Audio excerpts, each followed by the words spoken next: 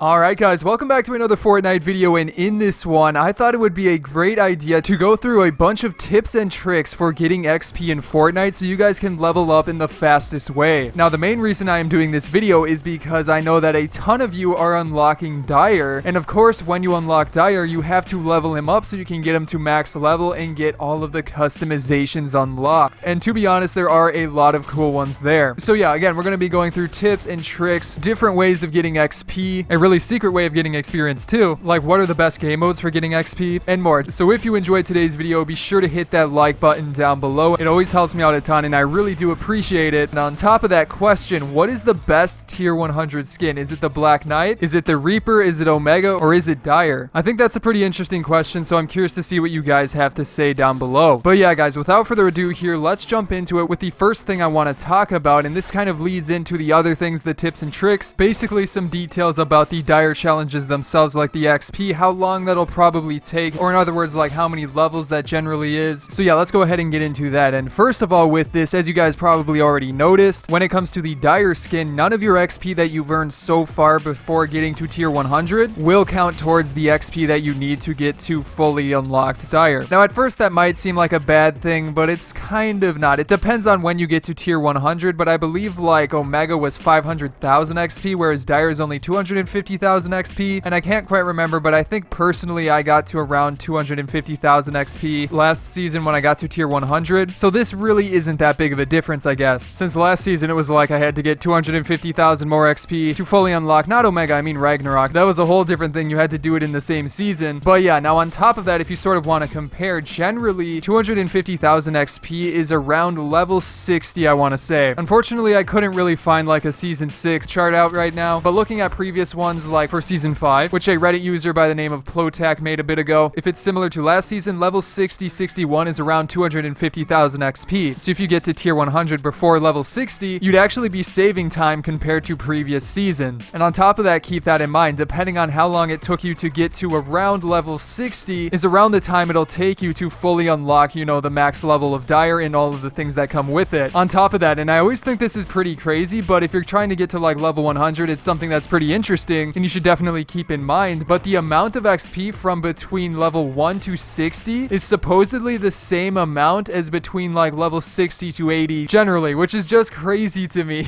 And then between level 80 and 100 is even crazier. But yeah, that's according to the season 5 chart, so maybe it's slightly different, but it is something to keep in mind for sure. And also as a reminder, this is the same sort of thing as last season with Ragnarok, where you could complete the challenges with the XP after the season is over, so you don't have to grind like with Omega. You'll be able to take your time with this one. But getting into it here with like actual ways of earning XP, this first thing that I want to go over here is like a secret way of getting XP, and it's really funny because I'm pretty sure that it changed. This did not work last season, and I believe the season before that, but now I just tested it and it does work, and each one can get you about 1,000 XP. So the thing that I'm talking about here is the secret loading screen stars. That is right, guys, and also maybe the banners. I'm not 100% sure about that yet. I haven't had time to test it, but for sure the secret loading screen stars do get you XP, at least for sure I know, if you're at tier 100. Now I know that seems really odd because it did not work last season, but as you can see here is an example of me grabbing a star and it counting towards my XP. So like, yeah, take a look up here and keep a note of what XP it says right there. Now then after that, I just went into like a solo squads game and went and got a star that I had left over, one of the secret loading screen ones. And again, if you ever need the locations of these secret stars and banners, simply check out my weekly challenge guides. But yeah, I had the one at the castle, so I go up to it, I grab it, and then I went over to Pleasant Park, tried to get into a battle, but I didn't have any shield and got eliminated. Either way though, you can see that I didn't really get that much XP. However, once I backed out to the lobby, you can actually see that I gained 1,000 XP, which has to be from the secret loading screen star. So yeah, if you haven't grabbed these yet, and again, I'm not 100% sure if they work with banners, be sure to comment down below if you've tested it, but they do work with the stars, so if you haven't gotten them, you might as well do that because it's a free 1,000 XP for each apparently. But after that, then let's talk about XP bonuses. This is by far one of the best and fastest ways to gain XP. But yeah, guys, the XP bonuses from the battle pass. Obviously, when you get the battle pass, you get personal bonuses, which can get you up to 120% of a bonus for whatever XP you get in game. However, the more important thing is the friends bonus. If you max out your battle pass to tier 100, you will get a 40% bonus that affects your friends in your games. But what's more important about that is that if you have friends that have the battle pass, pass and have it maxed out as well, their friend bonuses work for you as well, so you can get up to 120% on top of your 120% for a total of a 240% bonus if everybody in the lobby has a maxed out battle pass. And again, that's because you have 3 people giving you 40% bonuses each on top of your 120%. So by far, guys, playing with teammates that have the bonuses will help you get so much more XP, like almost cut the time in half that you need. Or I guess it wouldn't really be half. That's kind of confusing there with like the percentages, then the bonus, then the extra. Maybe it would be like more of a third, but I mean, either way, it's a big boost that'll help you get through these. But yeah, guys, moving on here to the next thing I want to go over real quick before we get into like which is the best game mode for XP. But this is probably one of the best ways to get XP by far. You can get a ton of XP by doing this, and some people are new to the battle pass, some people forget about it, so it's a great reminder overall. But what I am talking about here, once you get to tier 100, your challenges in the battle pass, specifically the weekly challenges, change from battle stars to XP apparently. Now I haven't had time to test it out this season. Sometimes the seasons change how this works, but as it seems, like if you take a look at the week 8 challenges right now, you can see that a bunch of them have rewards for XP instead of the tiers. Since I am level 100, obviously I don't need tiers. Now as you can see from that, you have 4 challenges that will get you 500 XP apparently. And again, these may change when the actual like challenges are released, because I would expect that some of them are stage challenges and those are always a little bit different. But on top of that, you also have 3 that get you 1,000. So if this is correct, you should be able to get 5,000 XP from completing these. But on top of that, there is also the bonus for completing every challenge that week, which goes up in increments, and you've already probably been getting this a little bit. But like for week 8, as you can see, it is 8,000 XP, which is a ton of XP. On top of that, week 9 is 9,000 XP, and then week 10 has a bonus of 10,000 XP. So yeah, guys, that's definitely an amazing way to get XP. I mean, that's at least like what, 30,000 XP in those challenges alone, as long as you know those amounts that are shown are accurate, but that will save you so much time, so be sure to keep doing those. But moving on here, guys, let's talk about which game modes are the best to get experience points in, because as you may know, the game modes can have variations in XP and how you earn XP during them. Like for example, some have like elimination bonuses, some don't, things like that, and certain game modes are best to fit different playstyles. So first of all, let's talk about like the fun limited time game modes that are out right now, and depending on when you're watching this, they may have changed, but it's pretty similar for the limited time modes that they bring in. And the first of which is Disco Domination. This mode is actually really good for getting experience. To test this out, I played a game and ended up getting 43 eliminations in it, which is pretty solid, and the total experience I got after that was 1,096, which is with the battle pass bonus, and I was playing solo, and that also took 19 minutes. Now the interesting part about that is the elimination bonuses that you get, because I'm pretty sure like the survival time, that seems on par with other game modes. Can't say like really for sure, but I got 238 for that. But then yeah, the eliminations are where it starts to get really interesting. So I got 50 for getting 1 elimination, and then after that I got 160 for eliminations, which I'm a little bit unsure of how that sort of distributes. I don't know if that gives you like 10 XP and then it's capped at 16 eliminations, or if it gives you 20 and is capped at 8, but I'm pretty sure it is capped at 160. But either way, that's a decent amount, and you also get 50 for winning the match. However, the other good part about Disco Domination is obviously there are respawns. That means you almost always get that good amount of survival time XP, and unlike other game modes which have big XP bonuses for how you place, and we'll talk about that a little bit coming up here, this game mode you don't really have to worry about that, so you can just get in, have some fun, and you'll be gaining a decent amount of XP consistently. Now the other game mode I tested was Team Terror, which I won, and I think I got 8 eliminations in it, but I ended up with 632 experience after 14 minutes, which is less than Disco Domination, but again, keep in mind that it was also about 5 minutes less time spent in game. So there is still a difference there, but it's not like gigantic. However, what's interesting here is that you only get an XP bonus for your first elimination. You don't get anything after that for eliminations, and that is 50 XP like normal. But that caught me by surprise a little bit, because I also happened to win this game, but if I didn't win, I would be more at like 500 XP, which definitely isn't that much. So for sure, out of the limited time modes, I think Disco Domination is better for getting experience. Now moving on here to the main game modes like solo, duos, and squads, these are pretty similar overall, but there are a few differences that I want to go over. And those differences come down to the elimination bonuses. Like for solo, you get, I believe, 50 for your first elimination and then 20 each after that, and there's probably a cap. I'm not 100% sure what the cap is, but that will add up a decent amount. However, when you compare it to duos, this is where it starts to get interesting. You still have that 50 bonus for your first elimination, but after that, when I tested it, I got 4 eliminations in a game, but for those 3 extra eliminations, I only got 20 experience points for those. So I'm not 100% sure how that distributes for those extra eliminations, but 20 for 3 eliminations isn't that much, so it's something to keep in mind there. Now on top of that, squads, this is where it gets really interesting because as far as I can tell, like I won a solo squads game a little bit ago and I only got an XP bonus for the first elimination I got. So definitely something to keep in mind there. Now on top of that, there's also placement bonuses, which I'm not 100% sure about simply because it would take so much time to test out where you get the different placement bonuses. But I will say this, back in season 5, I did feel overall that placement bonuses are easier to get in solo and duos, simply because it seems like squads survive longer and the placement bonus is tougher to get there. But again, not 100% sure if that's changed, but overall I would basically still say if you're in a squad, of course play squads if you have people with the battle pass bonus, but if you're playing solo and want to get XP, don't try and do something like squads or duos because it's really not worth it. Solo or disco domination will be your best choice if you want to go that route. But after that then guys, I have a couple of other quick suggestions here, and the first of which is to do your daily challenges whenever you get them. So yeah guys, first of all, with the daily challenges, they give you 1000 XP every time you get them, and of course since they're daily, you can get a free 1000 extra XP every day for doing fairly simple challenges. And again, if you don't remember, you can actually recycle a daily challenge each day if you're not a fan of it, and to do that, simply look at like the bottom right of the screen. There should be a thing that says inspect challenges. You want to click that, and then once you go to the menu that it pops up, you can scroll through your daily challenges, and I think it also says it in the bottom right that you can like recycle one or something similar to that, but it will give you a new challenge that you can complete with that. But then after that, for the final thing I want to talk about real quick, that is like special challenges for special events. So like similar to Fortnitemares and the challenges we had there, which granted you XP, there's probably going to be new events coming up soon, probably like for Christmas, maybe even Thanksgiving, and we generally get some, you know, fun bonus challenges to try, and there's always some XP in those, so that can be a way to get XP as well. But yeah guys, that is going to be it for today's video, so if you enjoyed it or found it helpful, be sure to hit that subscribe button down below. On top of that guys, be sure to check out some of my previous videos here, such as on the left, going through a bunch of secret changes in the recent update, and then on the right, my week 7 challenges guide. But other than that guys, I hope you enjoyed this video, and I will see you in the next one.